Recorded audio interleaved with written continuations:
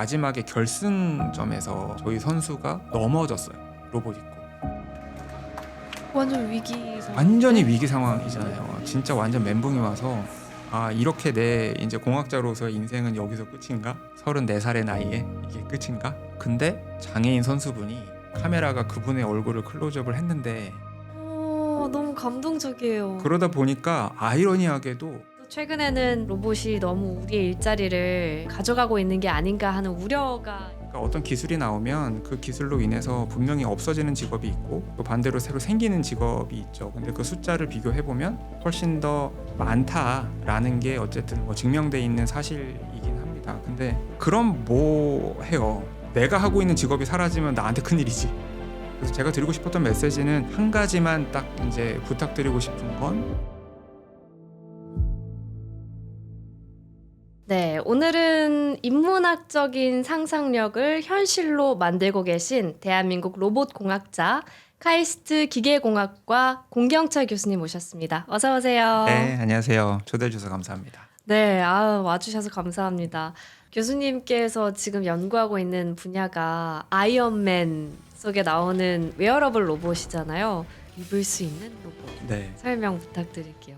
정말 어릴 때 봤던 그 드라마 중에 무슨 뭐 600만 달러의 사나이 뭐 이런 거 있었어요. 그 안에 이제 나오는 주인공들이 이제 사고를 당해서 장애인이 되고 그래서 신체 보조기를 착용을 하는데 보조기를 착용하는 김에 왜 사람 정도로 보조해? 그냥 인간의 능력을 초월해. 라고 하면서 이제 슈퍼 히어로들이 되는 Better than he was before. Better, stronger, faster.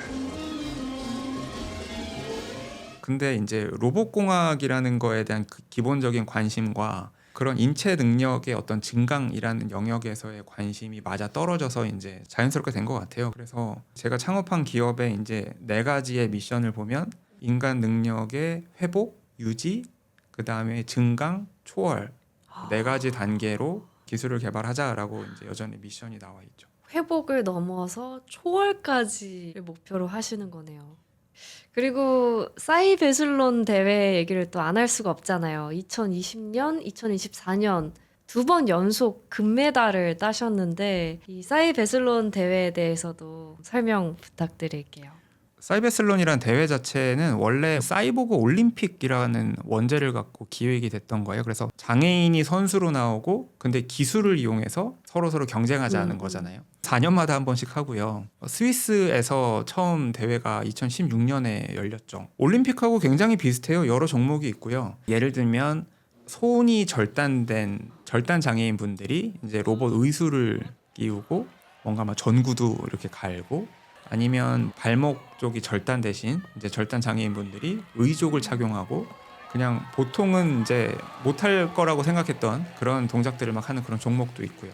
이제 브레인 인터페이스 종목도 있어요. 사지마비 장애인 분들이 이제 뇌에 인터페이스를 설치를 하고 뭔가 컴퓨터 시뮬레이션을 막 조작을 해서 어떤 게임을 수행하는 것도 있고 저희가 출전했던 종목이 이제 하반신 마비 장애인이 로봇을 착용하고 일상생활에 마주하는 그런 장애물들을 다 극복을 해보자. 그래서 걷기뿐만 아니라 뭐 의자 앉기 서기, 좁은 길 통과하기, 징검다리를 건너고 계단을 오르고 내리고 경사로를 이렇게 지나고 하는 그런 여러 가지 이제 장애 없는 분들은 너무나 당연하게 아무렇지도 않게 극복할 수 있는 것들인데 휠체어로는 안 되는 그런 것들을 경쟁을 해보자. 근데 사실은 그게 경쟁이라고 해서 뭐 실제 금메달, 은메달, 동메달도 있는데 실제로 대회장 가보면 그냥 거의 축제장이에요. Spectators at Swiss Arena Cloton in October 2024. 그냥 너도 나도 그냥 서로 그냥 응원해주고 훈훈한 분위기군요. 서로 기술자들이 가서 야 너희는 이거 어떻게 풀었어? 물어보기도 하고 그렇게 굉장히 축제의 분위기인데 2번째 대회도 중요했고 3번째 대회도 중요했는데 진짜 이제 의미가 있었던 건 1번째 대회였죠. 왜냐면 그때는 지금처럼 많은 분들이 알아주시지는 않았었고요. 예선 때 저희가 진짜 나가서 정말 그 경기를 저희 장애인 선수께서 로봇을 입고 이제 그런 미션들을 수행하기 전까지는 한국 방송사도 저희를 찍지 않았어요. 별로 기대를 안 했던 기대를 안 하니까 건가 보네요. 다 뭐 미국 팀 찍고 있고 뭐 일본 팀 찍고 있고 이러지 저희를 찍지 않았어요.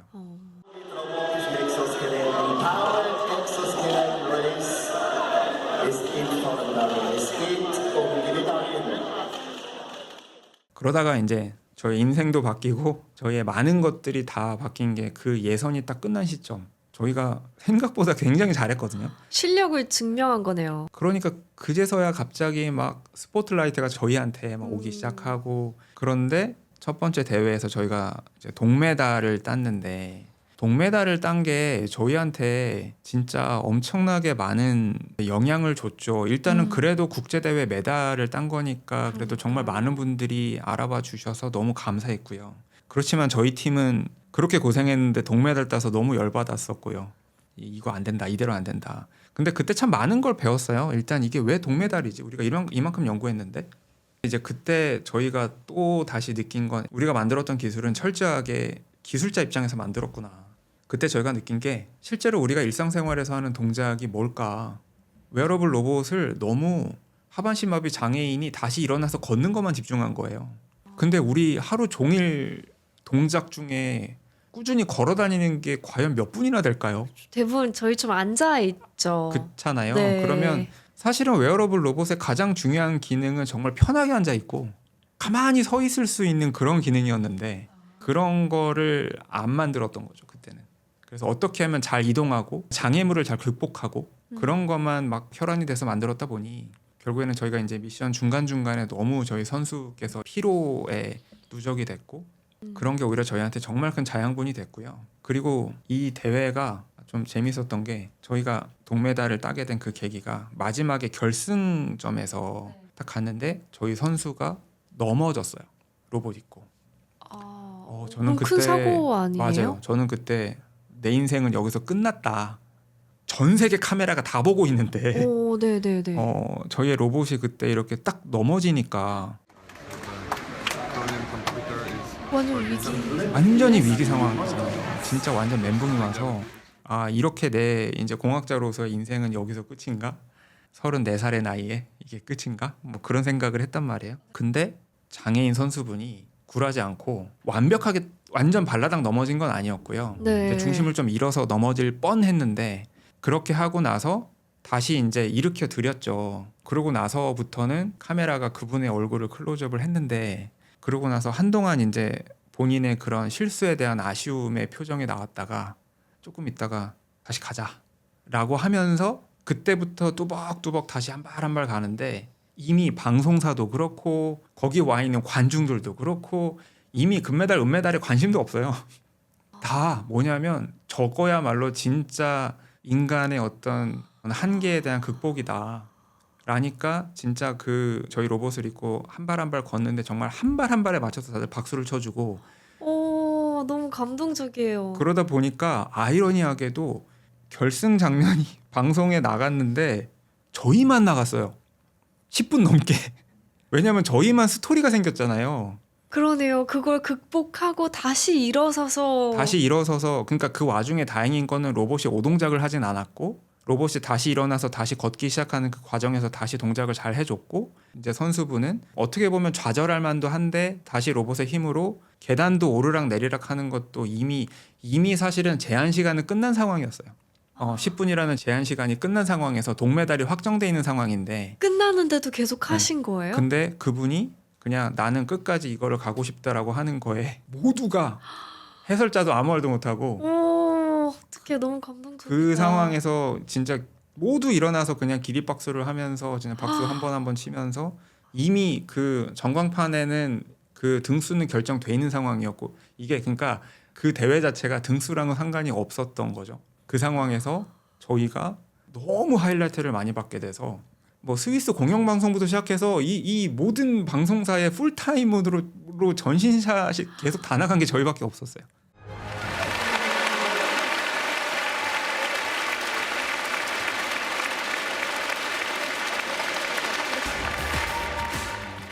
그러다 보니까 이제 그 대회에 어떻게 보면 가장 큰 수혜자가 됐고 그때 느꼈던 거죠. 아, 사람들이 원하는 건 무조건 성공하는 게 아니었구나. 무조건 성공이 아니라 진짜 이런 상황에서 진짜 어떤 한계 상황을 맞닥뜨렸을 때 이거를 합심해서 어떻게 이걸 또 이겨내고 그때 어떻게 하면 기술이 도움이 되고 어떻게 하면 주변에 있는 사람들이 도와주고 그렇게 했을 때 저 장애인 분이 진짜 진짜 좌절하지 않고 다시 걷게 만드는 그 장면에 다들 막 울고 불고 난리가 났던, 그러다가 보니까 이제 저희한테 지원해 주시는 분도 많이 계시고 이제는 투자자분도 나타나고, 그래서 두 번째 대회를 준비하는데 차라리 첫 번째 대회가 더 재미있었어요.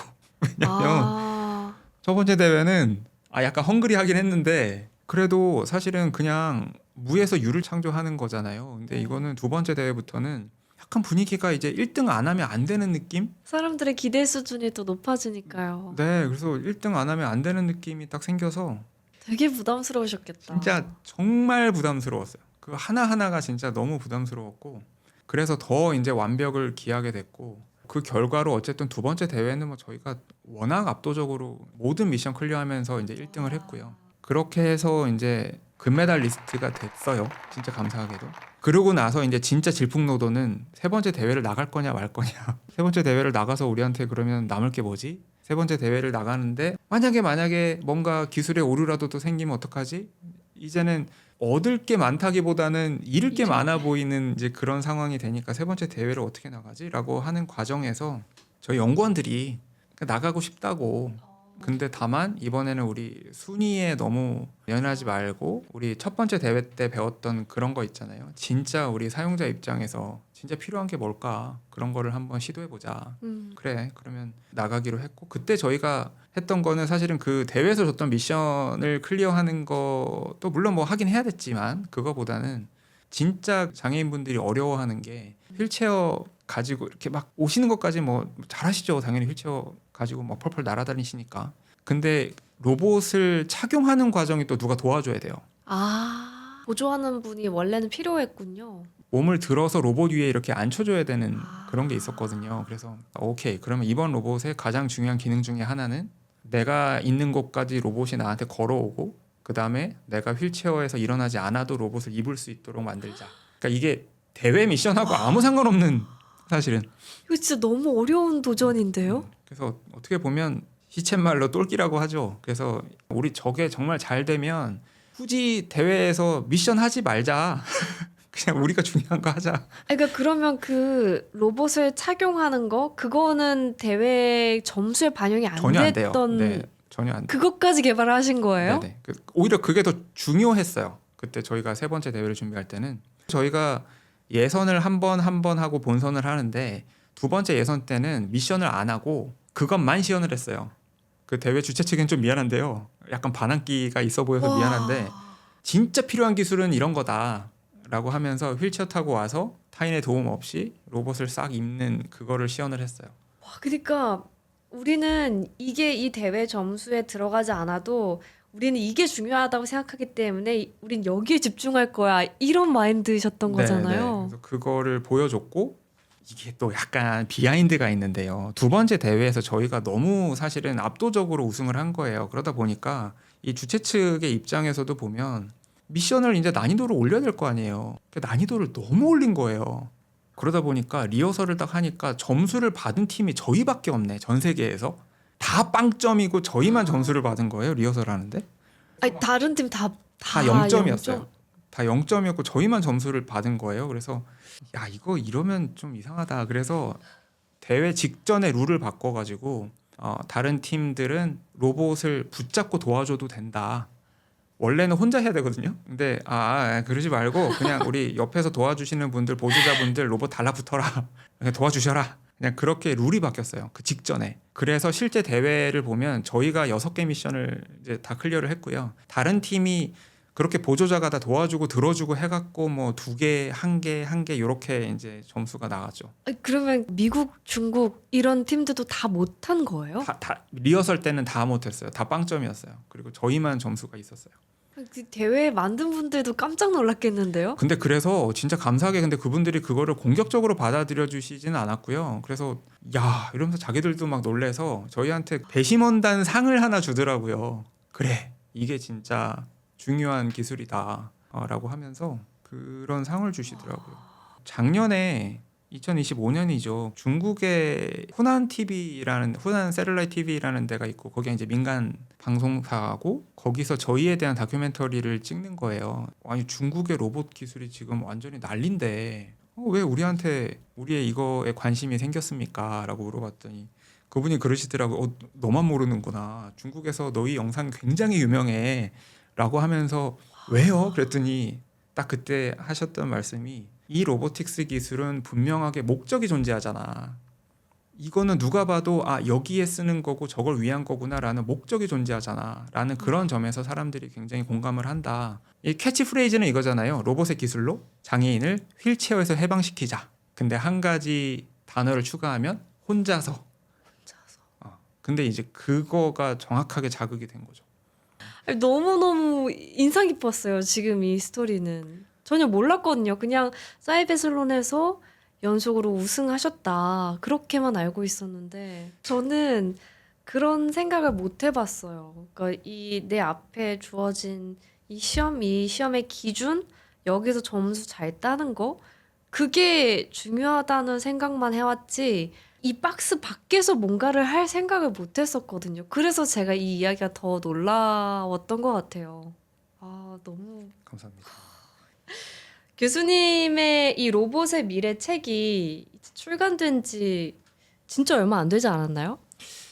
이제 한 달 조금 넘은 것 같아요. 그쵸. 네, 저도 뭐 대중 강연 많이 하고 음. 여러분들하고 소통을 할 때 느낀 건 뭐였냐면 이 기술을 이해하려면 기술 자체의 원리나 이런 거보다도 굳이 로봇뿐만 아니라 어떤 기술이 현재가 어디고 미래를 알려면 이게 진짜 이 어디서 태동했는지부터 잘 이해를 하면 훨씬 더 받아들이기가 쉬운데 그 부분을 언젠가 한 번은 그래도 좀 각 잡고 소개를 드리면 좋겠다는 생각을 하고 있던 차에 책을 한번 써보면 어떻겠느냐 연락을 받아서 그렇게 해서 지금의 이제 책이 완성되게 된 게 있습니다. 사실 그 로봇이란 무엇인가 그거는 되게 철학적인 문제이기도 할 것 같거든요. 그럼요. 로봇이란 게 무엇인가를 보면 일단 결론부터 말씀드리면 이게 참 재밌는 게 로봇의 정의가 나라마다 달라요. 그래요? 네, 나라마다 미국 달라요. 다르고 중국 미국 다르고 한국 다르고 일본 다르고 우리나라 다르고 다 달라요. 기본적으로 로봇의 어떤 공통적인 특징에서 빠질 수 없는 어떤 기술적인 용어는 피드백이라는 거거든요. 뭔가 지금 원하는 게 있고요. 이 원하는 거를 구현해내기 위해서 이제 실질적인 액션을 만들죠. 그 액션을 만드는데 내가 지금 이게 잘 되고 있나 안 되고 있나를 측정을 해요. 측정이 되기 시작하면 거기에 대해서 비교를 해서 이제 액션을 수정을 해 나가죠. 이게 기본적으로는 어떤 로봇이 갖고 있는 특징, 피드백이라는 거의 특징인데 미국 쪽에서 만든 로봇의 가장 이게 무슨 로봇이야라고 하는 것 중에 뭐가 있냐면 챗봇 있잖아요. 챗봇 그냥 채팅하는 건데 여기에 로봇에 보자가 붙을 때는 뭐가 달라지는지 아세요? 그냥 채팅하는 거랑 챗봇입니다라고 할 때는 내가 원하는 거를 내가 던지고 그거를 해석을 해서 뭔가를 정리를 해서 다시 나한테 피드백을 주잖아요. 이 과정에서 피드백이 일어나잖아요. 그러니까 이거는 일종의 로봇 같은 거구나. 그래서 챗봇이 된 거예요. 그래서 결국에는 미국에서의 로봇이라는 거는 진짜 어떻게 하면 재빨리 자동화된 시스템을 이용해서 사용자한테 원하는 서비스, 원하는 그 수요를 굉장히 빨리 제공할 수 있겠느냐. 되게 실용적이네요. 굉장히 실용적인 관점에서 접근하고 있는 게 이제 미국의 관점에서 로봇이라는 거라고 보면 일본의 로봇은 기본적으로 다 사람이어야 돼요. 일본 애니메이션 같이 네. 아톰에서 다 파생돼서 나왔기 때문에 일본의 어떤 로봇이다 그러면 기본적으로 다 사람을 닮은 로봇이어야 되고 뭔가를 닮아야 돼요. 강아지를 그대로 카피를 하든 이런 게 참 보면 그 나라의 문화를 이해하지 않으면 각각의 나라에서 생각하는 그 로봇의 어떤 기술에 대한 정의를 이해하기도 쉽지 않은 거죠.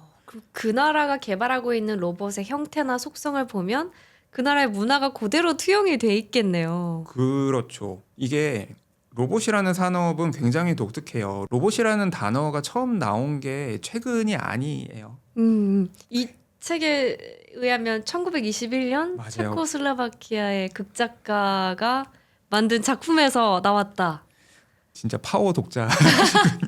열심히 읽었습니다. 네, 너무 감사합니다. 이게 진짜 오래된 스토리잖아요. 그러네, 100년이 넘었네요. 100년이 넘었고 네. 그때 그 소설 안에서 나온 그 개념은 어쨌든 기계적인 노예를 만들고 싶다. 뭐 지금 나오는 얘기하고 비슷해요. 뭐 일은 자동화되고 사람은 좀 편하게 지내고 그런 기계 노예를 만들고 싶다. 라고 한 게 이제 희곡의 네. RUR이라고 하는 그 희곡의 내용이란 말이에요.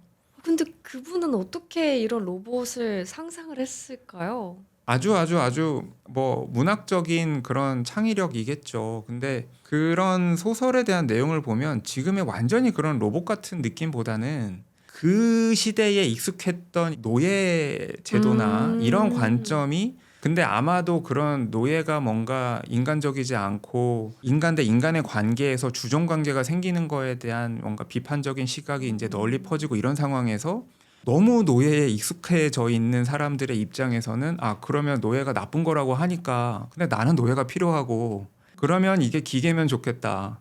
인간이 아닌데 나의 노예가 있으면 좋겠다라는 거에서 자연스럽게 문화적으로 이렇게 좀 전이가 일어났겠죠. 그런데 그게 지금 보니까 아니 이런 로봇을 이렇게 그려놨다고 라는 게 이제 돼버릴 거고. 그럼 로봇의 처음 탄생은 공학자의 랩실이 아니라 소설가, 극작가의 작품이었던 거네요. 맞아요. 이후에 로봇의 발전상을 보면 그게 점점점 더 가속화되고 깊어집니다. 이게 아이작 아시모프라는 분이 로봇의 3원칙을 만들 때만 해도 로봇이 없었어요. 사실은 실제로. 계속 소설이 또 다른 문학 작품을 탄생시키고 네. 그 문학 작품이 뭐 연극을 탄생시키고 그 연극이 이제 나중에는 영화와 애니메이션과 뭐 이런 것들을 이제 쭉쭉쭉 탄생시키면서 사람들의 마음속에 뭔가 저런 게 있겠구나 이제 믿기 시작한 거죠.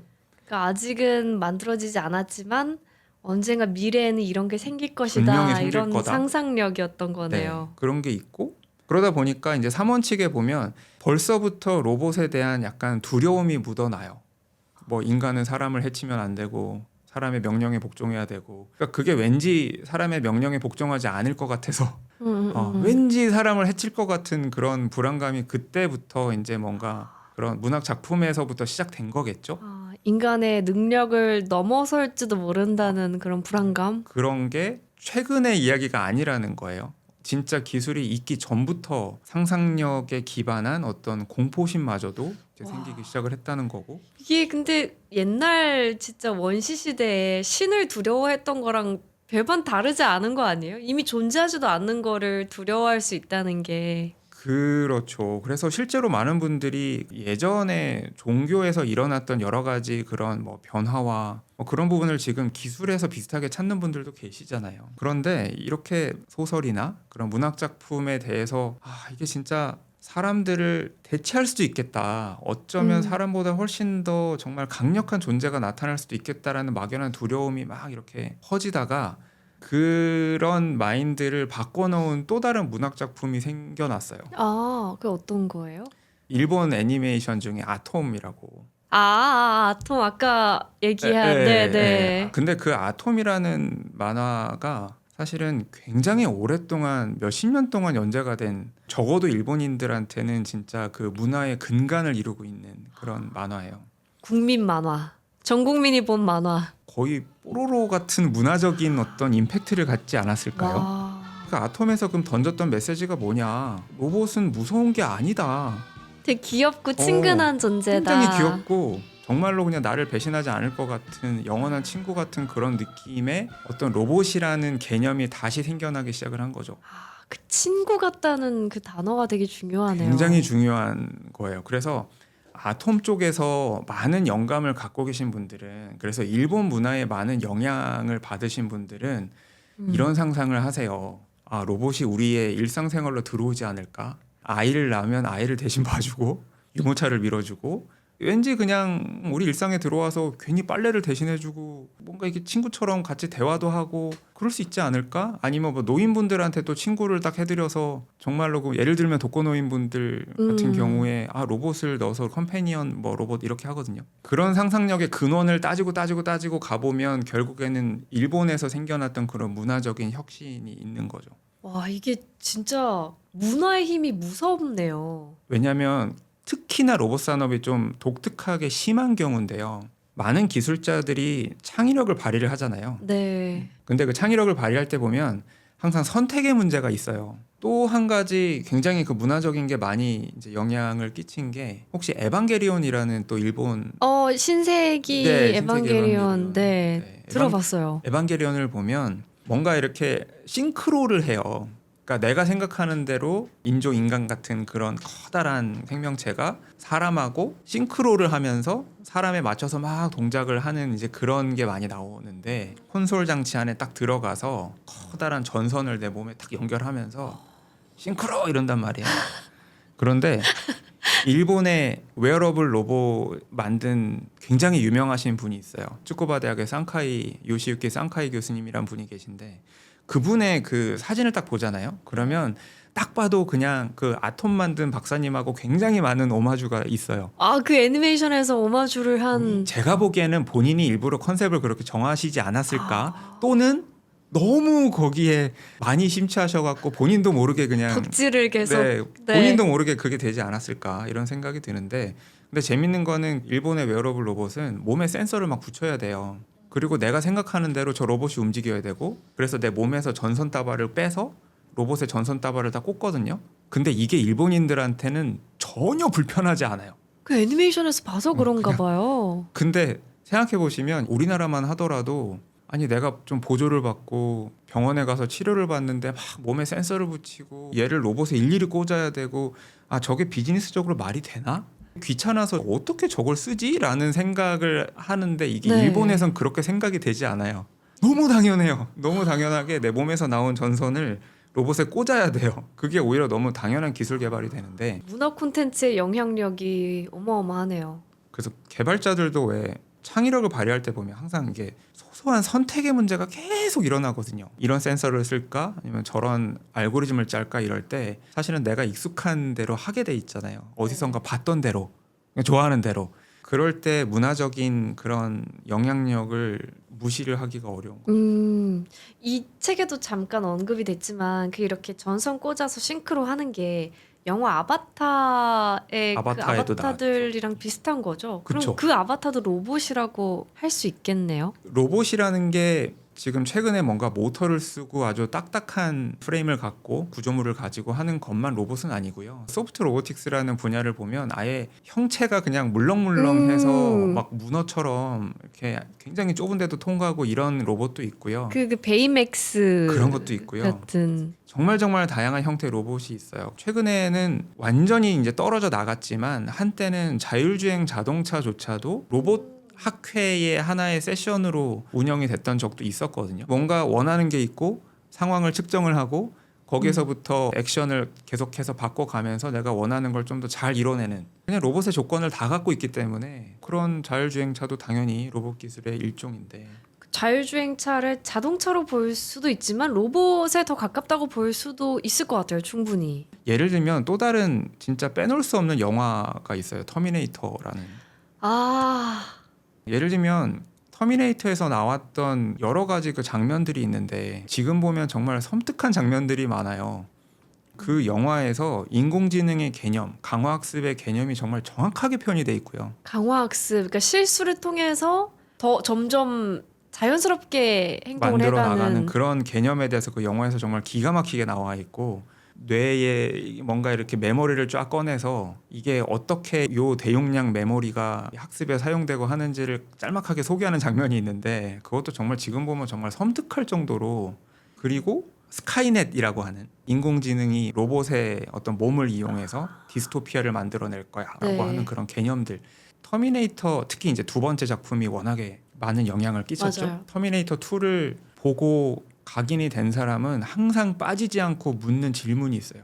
로봇이 나와갖고 막 걸어오고 대화를 하잖아요. 그러면 터미네이터의 덕후들이 하는 질문, 너는 세상을 파괴할 거니? 그 영화를 보고 있으면 로봇은 세상을 파괴하는 존재잖아요. 그러니까 맞아요. 기본적으로 아톰이 겨우 친구 만들어놨는데 그 실제로 공식 석상에서 로봇한테 물어봤잖아요. 그 질문을. 그렇죠. 물어봤죠. 사실은 그거 아마 제가 장담컨대 그거 물어본 분도 얼마나 그게 무의미한 질문인지를 알 거예요. 그냥 그거는 뭐 미리 학습돼 있는 여러 가지 그냥 그 안에서 대답을 한 거에 불과했고 그 시절에는 게다가 소피아라는 로봇한테 물어봤던 그 시절에는 더더군다나 그랬던 거를 이제 알고 있었고 그분이 정말 대단한 건 그렇게 해야 대중이 반응하는 걸 알았던 거죠. 내가 이 대목에서 말하는 로봇이 나왔다고 하면 나는 이 질문을 던져야 대중의 관심을 한 방에 끌고 갈 수 있다라는 건 알았던 거죠.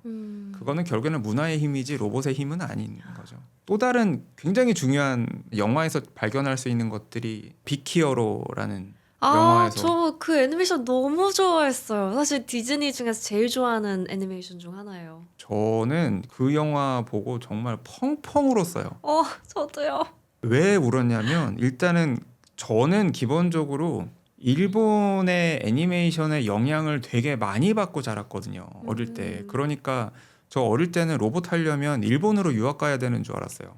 공부하다가 깨달았죠. 유학은 그때 당시로는 이 로봇 기술의 핵심이 미국으로 넘어가고 있구나라고 하는 거는 뭐 너무 자명한 사실이었고 그런 상황에서 빅히어로라는 영화 안에 보면 이 샌프란시스코라는 게 나오잖아요. 샌프란시스코랑 도쿄 섞인 도쿄를 거죠? 섞어 놓은 건데 절묘하네요, 진짜. 그게 얼마나 이제 이 많은 부분을 자극을 한 거냐면 여전히 베이에리아 캘리포니아의 그러니까 샌프란시스코의 그 배경을 보면 제가 이제 자주 다녔던 그런 샌프란시스코의 언덕이나 아니면 뭐 그런 진짜 로봇 공학자들의 전형적인 연구소나 그런 모습이 너무 많이 나와서 너무 거기에 이제 익숙하셨겠네요. 저의 어떤 감성이 자극되기도 했지만 또 여전히 그때까지만 해도 남아있는 그런 일본 위주의 문화가 또 자극이 되기도 했고 그 이후로 사실 그 전에도 소프트 로보틱스라는 분야는 존재했거든요. 그런데 베이맥스가 나온 이후로 소프트 로보틱스가 정말 명실상부하게 대중까지 다 아는 로봇공학의 하나의 분야로서 완벽하게 자리매김을 하게 된 거죠. 그 소프트 로보틱스라는 게 우리가 기존에 알던 그런 차가운 금속 덩어리가 아니라 정말 그 베이맥스처럼 마시멜로 갖고 이렇게 맞아요. 푹신푹신한 그런 로봇이 만들어졌다는 거죠. 네네네. 그러면서 이제 다시 로봇은 친구구나. 너무 이렇게 사랑스럽고 됐고. 귀엽잖아요. 짤막하게 사실 뭐 너무 많아요. 제가 연구하는 그런 아이언맨 같은 경우에도 아이언맨은 정말 빠질 네, 수 없는 빠질 수 없죠. 아이언맨의 경우에도 그 전에도 웨어러블 로봇이 있었단 말이에요. 근데 아이언맨이 딱 등장하고 나서 웨어러블 로봇이 다시 로봇 학회 전체에 이제 또 메인스트림이 됐던 그런 것도 있죠. 영화 하나가 산업의 흐름을 바꿔놓을 수 있는 거네요. 이게 아까 말씀드린 대로 결국에는 로봇 산업은 사람들의 창의력과 어떻게 보면 판타지와 그런 부분이 정말 자극이 될 수밖에 없는 분야고 공학자들도 본인들은 막 눈앞에서 이걸 만들어내고 저걸 만들어내고 하고 싶다 하지만 그 근원을 보면 뭐겠어요. 내가 예전에 알았던 거, 내가 꿈꿨던 거, 내가 어릴 때부터 정말 뭔가 보고 자랐던 그거를 난 내 손으로 현실화하고 싶어라는 게 근본적인 인간의 어떤 지적 호기심일 거잖아요. 그러다 보니까 그 근원은 결국에는 문학작품이 빠질 수 없는 거죠. 그런 문화적인 부분, 인문학적인 부분을 반드시 제대로 터치하지 않으면 제대로 이야기는 어렵다라는 게 사실은 이 한 줄 평입니다. 이 책에 대한. 이 로봇의 미래에서 또 제가 진짜 흥미로웠던 부분이 그 우리나라의 K-팝, K-드라마, 이 K 콘텐츠와 로봇 기술과의 연관성을 설명해 주신 부분이었거든요. 그러니까 우리나라는 또 요즘 문화 콘텐츠 강국이 되고 있으니까 그걸 또 어떻게 로봇 산업에 활용할 수 있을지 거기에 대한 교수님 의견을 여쭙고 싶어요. 우리 아까 많은 대화를 나눈 것처럼 로봇 산업이라고 하는 거는 어쨌든 문화적인 측면에서 이렇게 태어난 여러 가지 그런 감성과 어떤 경험과 이런 것들이 실제 기술로 이제 많이 이렇게 투영이 되게 돼 있는 모든 기술이 그런 성향이 있지만 유난히 강하게 작용하는 분야라고 말씀드렸잖아요. 최근에 일어나고 있는 어떤 문화적인 특징을 좀 잘 보면 우리나라 입장에서는 미국과 중국이 만들어낸 유튜브가 오히려 문화의 원동력이 되고 있어요. 예전에는 어떤 애니메이션, 영화 이런 걸 보고 로봇공학자들이 우리도 저런 걸 만들어야 되겠다라고 했다면 네. 이제는 미국이란 중국에서 어떤 영상이 나왔으니까 우리도 비슷한 걸 해야 되겠다라고 생각하는 분들이 많이 계시단 말이에요. 지금 미국이나 중국도 역시나 그런 문화적인 부분을 따라가서 계속해서 이제 그런 예전의 문학적 상상력을 충족을 해나가고 있는 상황인데 이 대목에서 우리가 너무 미국이나 중국의 그들의 어떤 문화의 추종자로서의 역할에 우리가 감복하고 있을 게 아니라 이제는 새로운 문화를 또 리드를 해줘야 되는 상황이거든요. 네. 왜냐하면 어떻게 보면 한 가지 기회라고 보여지는 거는 지금 하고 있는 뭐 다른 나라들의 로봇공학 산업에서 보면 이게 정말로 섬뜩할 정도로 어디선가 봤던 유명한 그런 문학 작품과 영화에서 있는 거를 오마주하고 있는 게 많기 때문에 그런데 이게 어느 정도 고갈되어 가고 있긴 하거든요. 그쵸. 이미 나온 지 좀 된 작품들이 많죠. 그게 네. 많이 고갈이 되고 있으니까 이제는 그거를 문화 크리에이션을 누가 해줄 거냐. 결국에는 컬처의 리더가 테크놀로지 리더가 될 거다. 왜냐하면 이게 문화를 잘 만들어주고 나서 진짜 많은 기술자들이 그거를 따라가게 만드는 게 진짜 영리한 리더십이지. 누가 만들어 놓은 어떤 문화에 우리가 무조건적으로 추종을 해서 이거를 우리가 실현해 드릴게요 라는 건 너무 힘든 일이잖아요. 그러니까 이제는 좀 그런 약간 고갈되어 가고 있는 그런 로봇 산업의 어떤 문화적인 부분을 누군가는 다시 한번 리드를 해줘야 되는데 그런 관점에서는 우리나라가 어쨌든 문화에 있어서는 상당한 강국이니 우리가 진짜 잘하는 걸 기반으로 해서 이걸 어떻게 리드를 할지를 봐야지 우리가 상대적으로 뒤처져 버린 부분에 너무 집착해서는 안 된다라고 하는 메시지를 전달드리고 싶었죠. 그러니까 어느 정도 우리가 미국이나 중국 같은 강대국에 비해서 아쉬운 그런 기술적인 측면이 있다는 거를 인정하면서 우리가 뭘 잘할 수 있는지, 뭘 그렇죠. 그들보다 더 잘할 수 있는지 거기에 집중을 하면 된다는 얘기네요. 네. 이 책의 마지막 부분에서 이제 로봇과 인간의 공존, 앞으로 어떻게 우리가 피할 수 없는 로봇들과 함께 살아갈 것인지에 대한 질문을 또 던져주셨어요.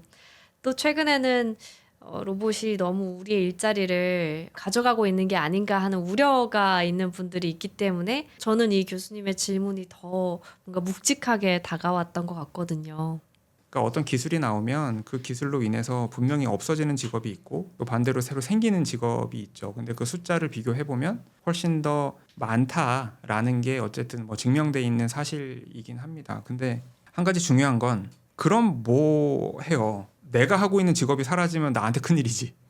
아무리 새로 일자리가 많이 생겨나도 그러니까요. 그런데 여기서 그러면 조금 우리가 경계해야 되는 부분 아니면 마음을 열어야 되는 부분은 내가 지금 하고 있는 일자리가 언제까지 유효 기간이 남아 있는지는 모르겠어요. 근데 분명한 건 하나의 일자리가 새로 생겨나서 없어지는 데까지 걸리는 시간이 점점 짧아지고 있는 거는 사실인 것 같아요.